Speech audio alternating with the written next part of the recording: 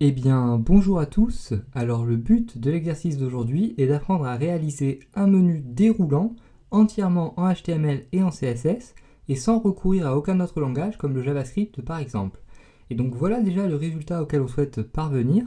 Donc un menu qui est moderne et plutôt joli, assez espacé en HTML et en CSS, et donc avec des sous-onglets comme ceci.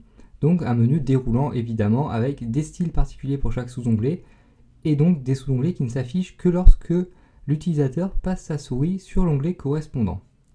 Donc on va déjà commencer par créer le squelette en HTML de ce menu évidemment, avant d'ensuite le mettre en forme en CSS. Donc pour cela, vous pouvez ouvrir votre éditeur de texte. Donc moi ici j'ai tous les codes correspondant à mon menu. Donc je vais tout simplement tout effacer et nous allons tout refaire ensemble. Donc j'efface ceci, j'efface également ma page index.html, donc qui contient mon menu. Et donc nous allons déjà créer 5 pages en HTML. Donc ces 5 pages, moi je les ai appelées index.html, html.html, css.html, javascript.html et contact.html.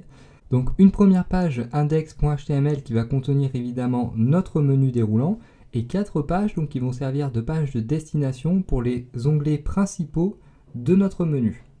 Donc je vous invite déjà à créer la structure minimale d'une page en HTML dans chacune de ces pages, donc comme je l'ai fait ici, avec à chaque fois donc un titre et un titre H1 également dans ces différentes pages, afin de bien pouvoir les distinguer les unes des autres. Donc vous voyez, j'ai tout simplement créé la structure minimale d'une page en HTML, j'ai mis un titre avec la balise title et un titre dans la page avec l'élément H1, et donc j'ai enregistré ces 5 pages HTML dans le même dossier afin d'ensuite simplifier la création de liens donc par la suite dans notre menu.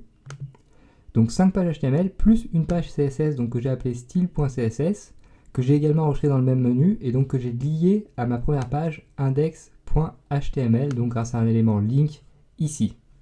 Donc dès que ceci est fait, nous allons pouvoir nous attaquer à notre menu en soi et donc au squelette HTML de notre menu. Donc nous allons déjà commencer par enfermer tout notre menu dans l'élément structurant HTML nav, donc qui sert à définir un menu principal de navigation. Donc nav déjà. Ensuite, nous allons utiliser des éléments UL et LI pour créer le premier niveau de notre menu, c'est-à-dire pour créer notre menu simple, donc pour créer les onglets principaux du menu. Donc nav UL LI. Donc le premier élément LI doit ramener vers la page html.html. Donc pour cela, j'utilise un élément href HTML comme ceci. Donc je vais donner le nom HTML dans l'élément A. Ensuite, donc notre deuxième élément LI doit ramener vers la page CSS. Donc j'indique en valeur de l'attribut href css.html comme ceci et je donne le texte de CSS. Notre troisième élément LI doit lui donc servir d'onglet qui va ramener vers la page javascript.html. JavaScript. Et notre dernier élément de menu doit lui ramener vers une page de contact qu'on a appelée donc contact.html comme ceci tout simplement. Alors nous allons déjà attribuer des attributs classes avec une valeur spécifique à chacun de nos éléments LI, donc afin de pouvoir ensuite leur attribuer des styles personnalisés en CSS évidemment, donc menu-html pour notre premier attribut classe par exemple, comme ceci. Ensuite, menu-css pour notre deuxième, menu-javascript pour le troisième, et donc pour le dernier élément LI, on va lui attribuer un attribut classe avec la valeur menu-contact comme cela. Donc voilà tout pour le code HTML correspondant au premier niveau de notre menu. Et nous allons donc maintenant créer le deuxième niveau de notre menu, c'est-à-dire nos sous-onglets. Alors pour cela, il va nous falloir créer une nouvelle liste dans chaque élément LI. Donc ce n'est pas très compliqué, mais faites juste bien attention à ne pas vous emmêler avec les balises ouvrantes et fermantes des éléments. Et donc on va devoir ouvrir une nouvelle liste UL à la fin à chaque fois de chaque élément LI, c'est-à-dire ici, donc entre la balise fermante de l'élément A et la balise fermante de l'élément LI. Donc ici, on ouvre une nouvelle liste UL. Et on va évidemment dans cette liste donc créer de nouveaux éléments LI qui vont correspondre chacun à nos sous-onglets donc de menu, comme ceci. Et donc on va faire pareil pour notre deuxième onglet. Donc on se place ici un élément UL et on va mettre simplement donc 3 sous-onglets dans ce deuxième onglet. Et donc dans le dernier onglet donc qui va contenir des sous-onglets, c'est-à-dire dans l'onglet JavaScript, nous allons cette fois-ci ne préciser que 2 sous-onglets, donc UL, LI et LI à nouveau, comme ceci. Donc nous allons attribuer ici des classes à nos sous-listes, donc à nos listes de sous-menus. Donc on va appeler par exemple sub-menu comme ceci. Donc toujours pareil pour pouvoir ensuite en CSS pouvoir les cibler simplement. Donc on va attribuer la même classe à toutes nos listes de sous-menus ici, car on va vouloir leur donner les mêmes styles généraux. Et donc dans chacun de nos éléments LI ici, il faudrait a priori donc créer des liens qui ramèneraient vers d'autres pages ou vers d'autres sous-sections de notre site. Donc dans notre cas, nous n'allons pas créer évidemment toutes ces pages car ça n'apporterait pas grand-chose à l'exercice. Et donc je vais me contenter de mettre un dièse comme ceci en valeur de l'attribut href. Donc ce qui signifie finalement que l'élément A ne doit ramener vers aucune page. Donc on va mettre comme texte par exemple cours complet HTML et CSS. Donc si ici le sous-onglet ramène vers le cours complet HTML et CSS disponible sur un site web, à href égale dièse comme ceci. On va mettre ici donc référence des éléments HTML. Donc en dessous, on va faire exactement pareil, égale dièse toujours pareil, référence des attributs HTML cette fois-ci.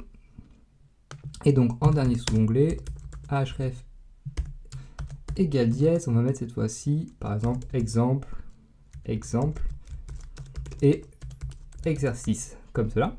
Alors pour notre deuxième donc sous-menu, on va cette fois-ci mettre le même texte. Tiens, par exemple, vu qu'ici on avait mis cours complet HTML et CSS, on peut tout à fait renvoyer vers la même page à partir de 2 endroits dans un menu. Ensuite, ici on peut mettre href égale par exemple référence des propriétés CSS. Et donc pour finir, on peut mettre la même chose qu'ici. Donc car encore une fois, vous comprenez bien que ceci n'a pas vraiment d'importance et n'est pas très intéressant pour notre exercice. Donc j'essaie d'aller assez vite. Et donc ici, on va mettre cours complet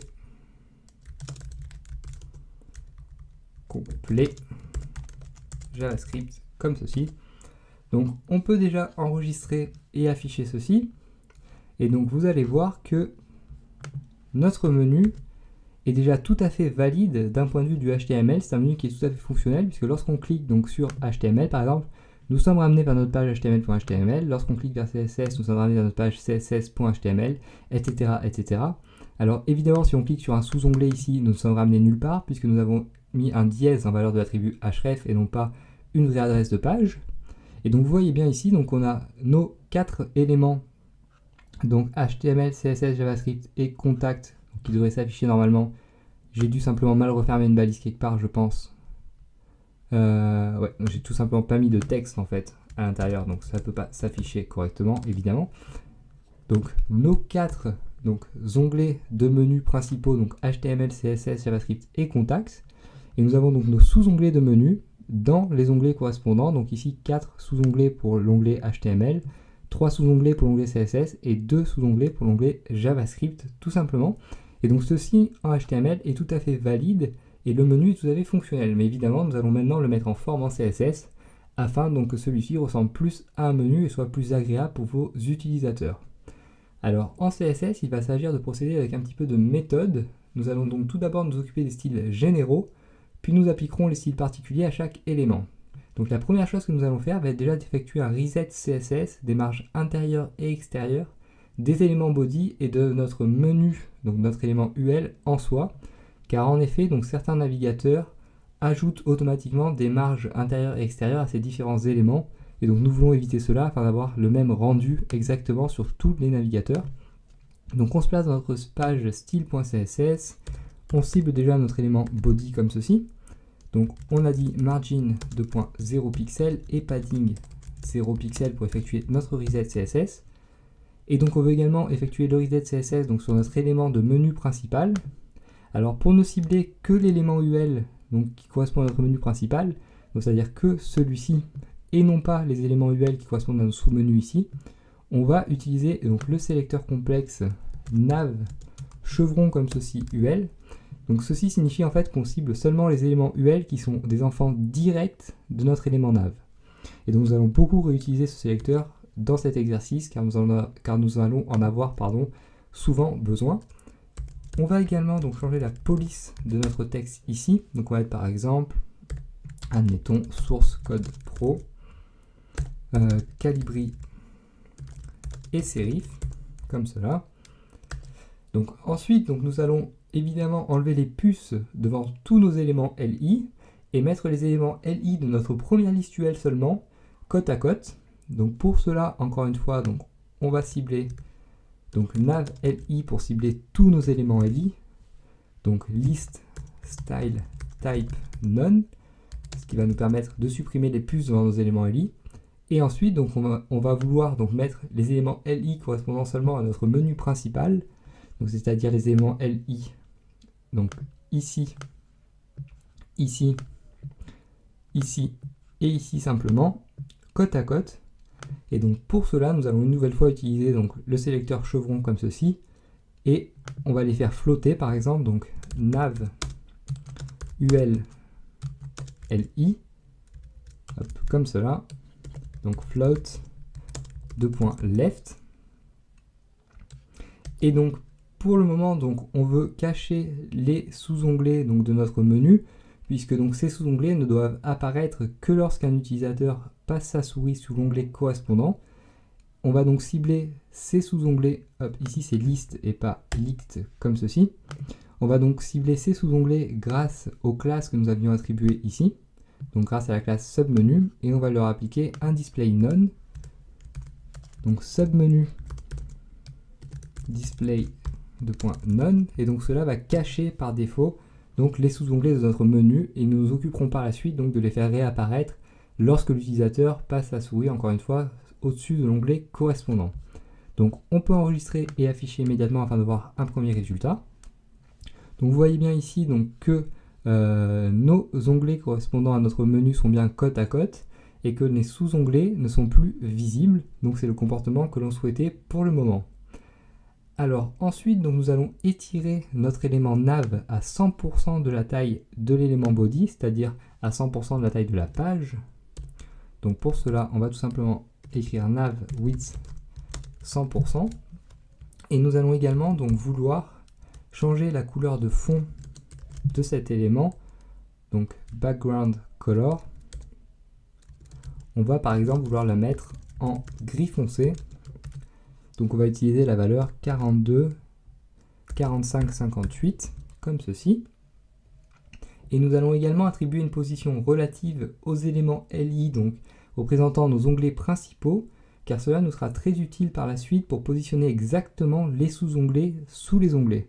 Donc on va se placer ici donc, pour cibler également donc, les éléments LI correspondant à nos onglets principaux de menu, et position donc relative comme cela.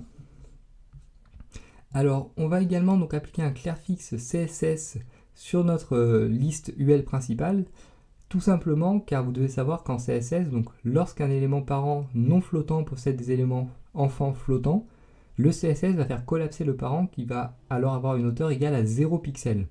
Donc le moyen le plus simple de remédier à cela est d'appliquer un overflow hidden à l'élément parent, mais dans notre cas on ne va pas pouvoir faire cela car cela cacherait par la suite nos sous-onglets. Et donc nous allons devoir utiliser ce clearfix CSS qui est très connu, qui utilise le pseudo-élément after et les propriétés content, display et clear. Donc on va se placer donc par exemple ici. Donc on va cibler, hop, toujours pareil, notre liste principale UL, mais on va appliquer également le pseudo-élément after. Donc on fait cela évidemment, donc encore une fois, car ici, nos éléments LI flottent à gauche et notre listuel ne flotte pas. Et donc pour éviter donc, que notre listuel ait une hauteur qui collapse, on utilise ce Clearfix CSS qui est le suivant. Alors il faut le connaître tout simplement, il est très connu, mais il n'est pas facile à trouver si on ne le connaît pas donc à l'avance. Donc display block et clear boss par exemple comme ceci. Et donc cela va rétablir la hauteur de notre menu. Donc cela était peut-être la partie la plus compliquée dans notre menu. Et donc maintenant que cela est réglé, nous allons nous préoccuper du style de nos liens en soi. Donc nous allons déjà commencer par leur ajouter une marge intérieure afin d'étendre la taille de nos onglets tout en faisant en sorte que tout l'onglet reste cliquable. Et pour que cela s'affiche bien, on va également devoir changer le type de display de nos éléments A. Et nous allons donc finalement changer la couleur du texte de nos liens et supprimer le trait de soulignement. Donc on va déjà commencer par donc, changer le display de nos éléments A et par supprimer le texte de soulignement, donc car ici on veut cibler tous les éléments A, donc c'est le plus simple à faire. Donc nav A tout simplement, display inline block. Alors évidemment à chaque fois donc, que je cible un élément, même lorsque je veux cibler donc, tous les éléments A de mon menu, donc, je précise l'élément nav avant l'élément A, je précise l'élément nav avant l'élément UL par exemple, ou avant l'élément LI ici, pour donc ne cibler que les éléments A et les éléments LI qui sont à l'intérieur de l'élément nav. Car si dans votre page HTML, vous avez d'autres éléments A et d'autres éléments LI, vous ne voudrez peut-être pas donc leur appliquer les mêmes styles. Donc pensez bien à chaque fois à bien cibler les bons éléments en CSS, car c'est très important et c'est ce qui fait toute la force du CSS de pouvoir cibler des éléments très précisément. Et donc ensuite on a dit qu'on voulait appliquer une couleur et un padding aux éléments A qui sont relatifs donc à notre liste principale, donc à nos onglets principaux de menu. Et donc pour cela on va faire donc nav ul li a comme ceci.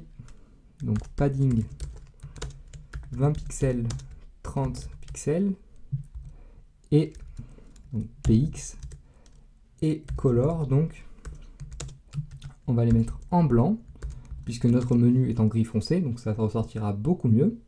Alors on peut déjà enregistrer et afficher une nouvelle fois donc le résultat intermédiaire. Donc ici on met à jour et donc vous voyez maintenant donc, que notre menu est beaucoup plus agréable à regarder. Et donc nous en avons fini avec le premier niveau de notre menu pour le moment et nous allons donc maintenant nous attaquer à nos sous-onglets. Donc on va déjà vouloir que les sous-onglets s'affichent uniquement lorsqu'un utilisateur passe sa souris sur l'onglet correspondant. Donc nous allons également positionner nos sous-onglets par rapport à nos onglets en utilisant donc une position absolute et en utilisant également les propriétés top et left. Et nous allons finalement rajouter un z-index à nos sous-menus afin que ceci s'affiche bien au-dessus des contenus qu'on va pouvoir rajouter par la suite dans notre page. Donc pour cela en CSS, on va cibler donc nos sous-menus lorsqu'un utilisateur passe sa souris sur l'onglet de menu correspondant. Donc on va utiliser le sélecteur nav li over submenu comme ceci. Donc ici évidemment donc on dit qu'on veut modifier les styles donc de nos sous-menus uniquement lorsque l'utilisateur donc passe sa souris au-dessus de l'élément LI qui est contenu dans notre élément nav. Et donc dans ce cas-là, on va vouloir afficher un display inline block plutôt qu'un display none, donc afin d'afficher à nouveau donc, nos sous-menus. Une position absolute comme on l'a dit, afin de positionner nos éléments donc, de sous-menu exactement sous nos éléments de menu.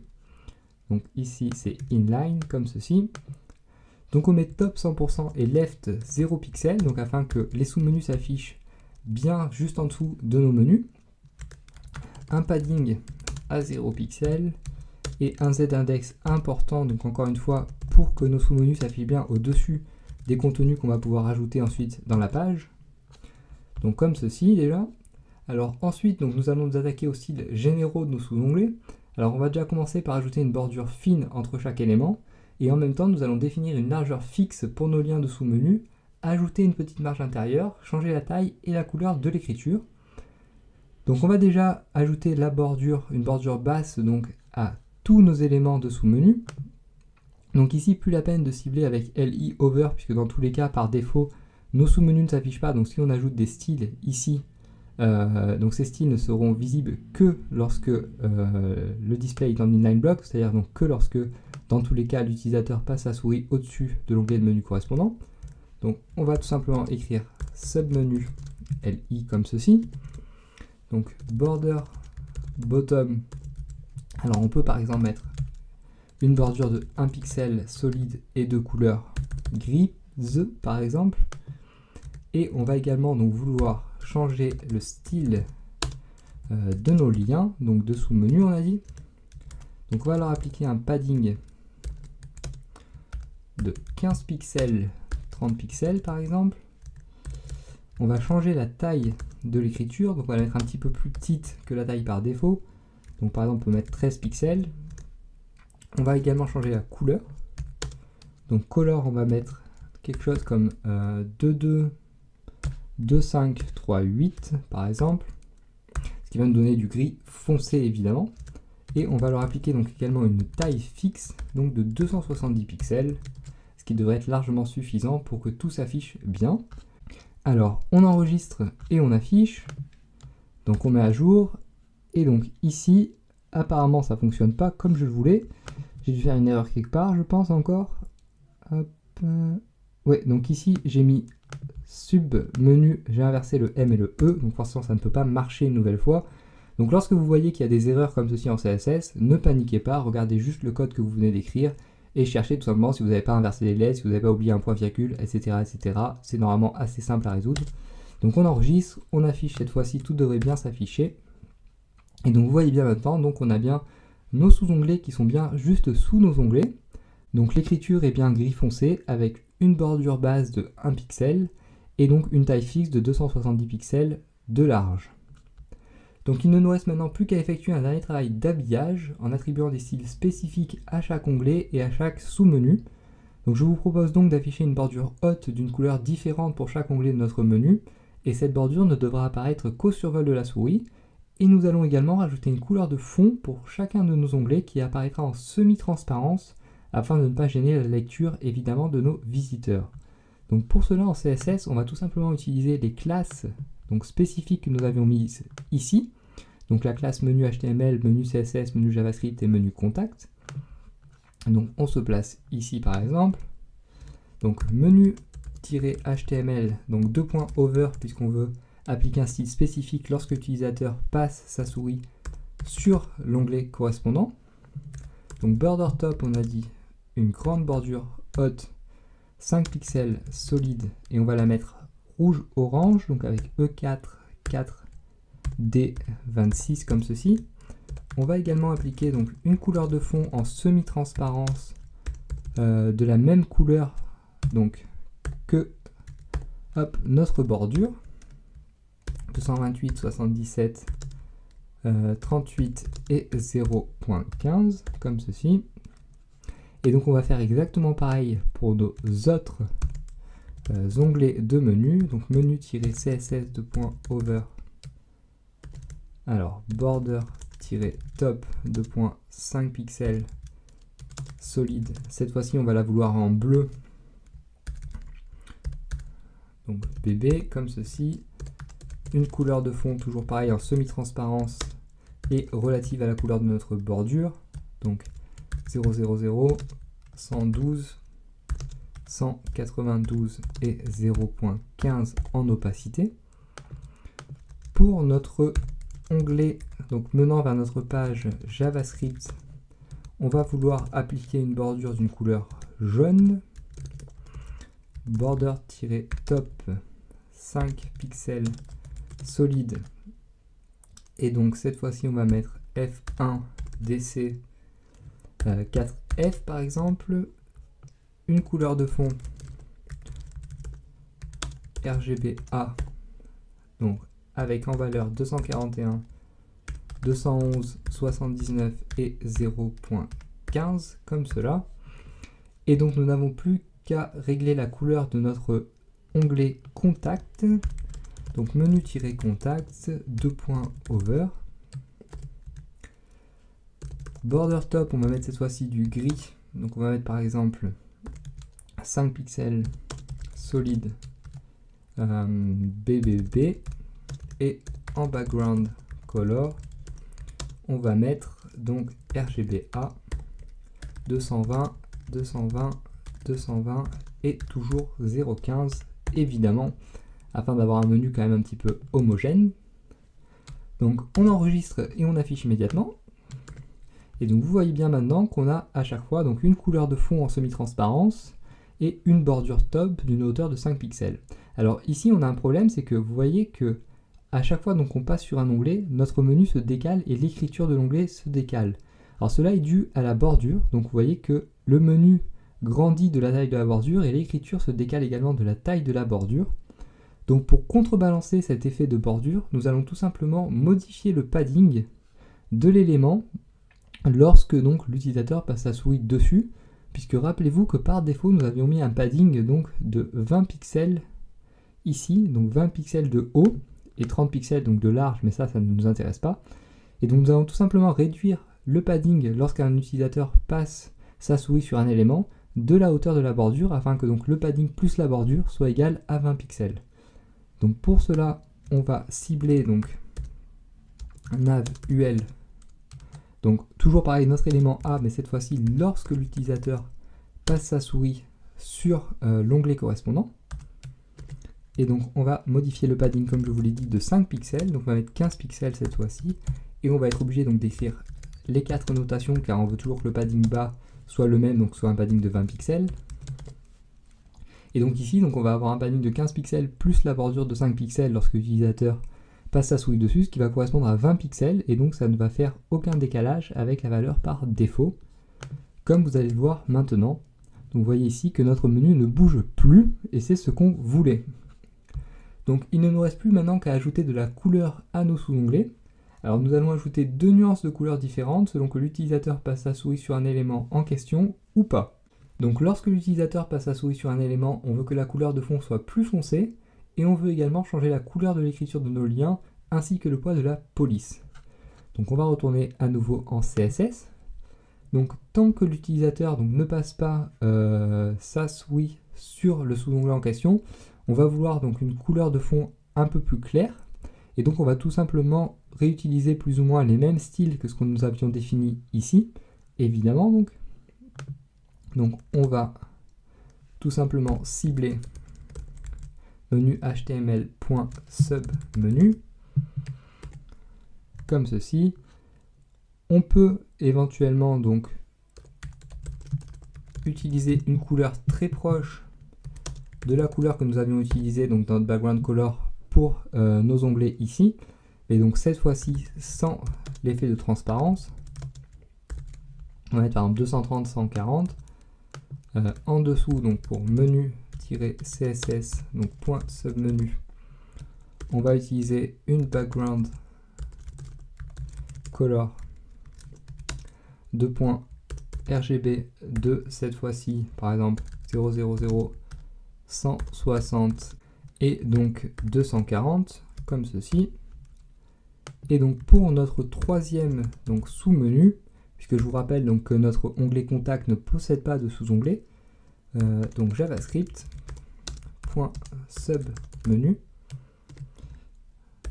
background color on va mettre cette fois-ci quelque chose comme 250, 215 et 100 comme cela. Donc ensuite on va s'occuper donc de chaque ensuite on va s'occuper du style de chaque sous-onglet lorsque l'utilisateur passe sa souris dessus. Donc déjà on va vouloir que l'écriture apparaisse en blanc ou quasiment blanc, et que donc le poids de la police soit en gras. Donc pour cela on va cibler submenu li2.over A comme ceci. Donc on va styliser nos éléments A lorsque l'utilisateur passe sa souris au-dessus d'un sous-onglet de menu. Donc color on a dit presque blanc, donc on va mettre EEE par exemple, et un poids de police gras, donc font weight bold, comme ceci, donc EI ici. Et donc, pour chacun de nos sous-onglets de menu, donc sub menu LI .over. Donc encore une fois, réfléchissez bien, faites bien attention à bien cibler les éléments, car en CSS, vous pouvez vraiment faire ce que vous voulez. Vous pouvez vraiment cibler très précisément un élément si vous savez bien comment ça fonctionne et si vous connaissez bien donc chacun des sélecteurs qu'on peut utiliser.